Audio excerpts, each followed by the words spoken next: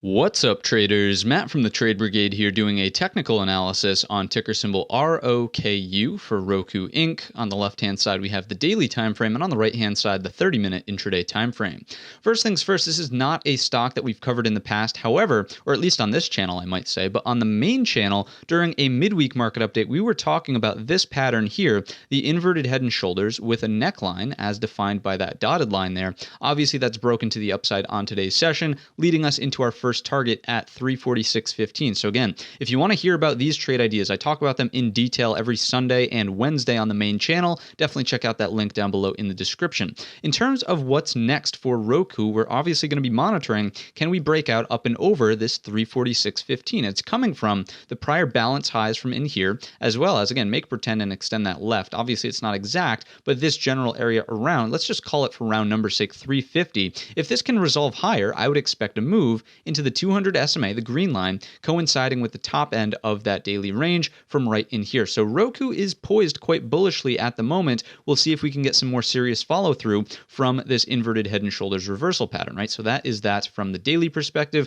Obviously, if there's any sort of pullback here, you would want to see it hold the neckline, so kind of the breakout point, right? And let's just go ahead and throw that on. Let's call it 331 for round number's sake. That is the critical area to hold here in the head and shoulders pattern. Obviously, you could make the argument that maybe as long as it remains above this, the 319, basically the lows of the right shoulder, it's still okay, but I really don't like to see it, turn around and go back into the overall pattern, right? If it's going to make true forward and upward progress, it should just go and it should not return back inside of this overall pattern range. Okay, so those are my thoughts from the daily. Let's take a look at the 30-minute and see what other types of nuances we can spot here. Of course, taking out the Fibonacci's as we always do, low to high, and the 38.2, it's also kind of coinciding with this structural element right here. You can certainly see that at some point during the day, there was a nice flag being put in, and obviously it broke out into the remainder of the session. So we'll go with the 38.2 to allow for a little bit more wiggle room. What you'll notice is it's not quite all the way down at the breakout point, so I do like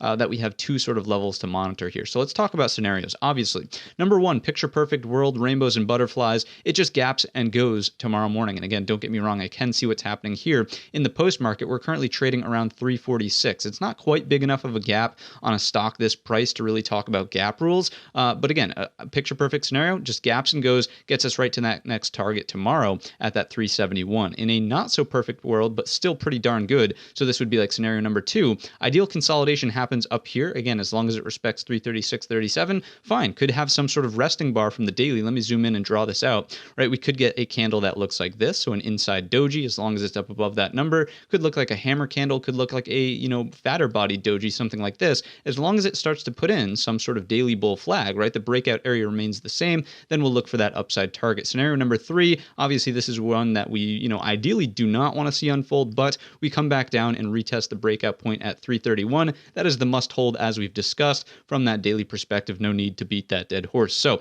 that's going to wrap up the video inside of Roku. If you got long on the breakout, congratulations. Let's see if we can ride this one out to that second target and then monitor from there. If you enjoyed the video or learned anything new today, let me know in the comments section or by giving the video a thumbs up. Don't forget our main channel is linked in the description. And all of that being said, I wish you a green trading week.